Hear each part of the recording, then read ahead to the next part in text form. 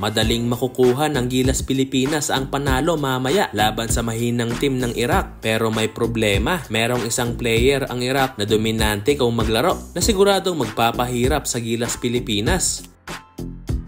So, pangatlong laban na nga ng Gilas sa 2025 FIBA Asia Cup sa Saudi Arabia. At alam naman natin na hindi naging maganda ang simula ng campaign ng ating national team dahil sa dalawang sunod na laban ng Gilas ay puro talo ang naging resulta ng laban. Kaya mamaya ay kailangang makuha ng ating mga pambato ang kanilang unang panalo sa FIBA Asia para umakyat tayo sa third place ng group stage para hindi malaglag sa tournament ang Gilas. Ngunit ang good news ay mukhang madali lang makukuha ng ating national team ang panalo kontra sa Iraq dahil mas hamak na mas mahina ang team na to kumpara sa Gilas. Ang nangunguna nga sa team ng Iraq ay itong kanilang 4 na si Ali Ismail. Isa itong 6'6" forward na merong shooting skills, athleticism, depensa at maaasahan sa hustle plays. At ang player na to ay may pagkakahawig ang playing style kay Kevin Kiambao dahil matinig din to sa mga outside shooting at perimeter. Nakakapag-average si Ali Ismail ng 25.4 points and 10.6 rebounds per game. Nandyan din ang kanilang big man na si Ihab Al-Zuhairi na isang 6'10" center. At ito naman ang siguradong makakatapat ni John Mar Fajardo sa ilalim dahil meron din tong kalakihan at dominante rin sa pintura.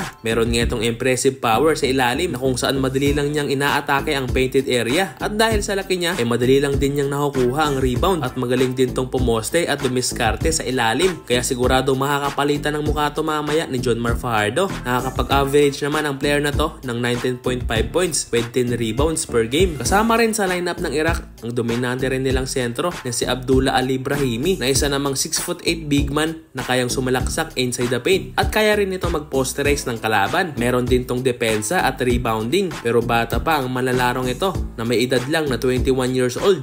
Kaya hindi ito oobra sa mga veterano natin big man, lalong-lalo na kay Japet Aguilar. Nakakapag-average naman ang player na to ng 13.5 points, 7 rebounds with 1 assist per game. At ang isa pang patunay na madali lang makukuha mamaya ng Gilas Pilipinas ang panalo ay sa dalawang sunod na laban ng Iraq ay dinurog sila ng kanilang mga nakalaban na merong mahigit 20 points ang lamang. At ang Gilas naman ay tinalo ng 2 beses pero parehong 8 points lang ang kalamangan ng kalaban. Kaya mas mataas pa rin ang chance na manalo talaga ang ating mga pambato mamaya. Kasalukuyang may parehong standing ngayon ang Pilipinas at Iraq na parehong 0-2 win-loss record. At kailangan talaga makuha ng Gilas Pilipinas ang panalo mamaya para makapasok tayo sa next round ng tournament. At ito naman ang mga highlights ng mga kalaban mamaya ng Gilas Pilipinas na Iraq.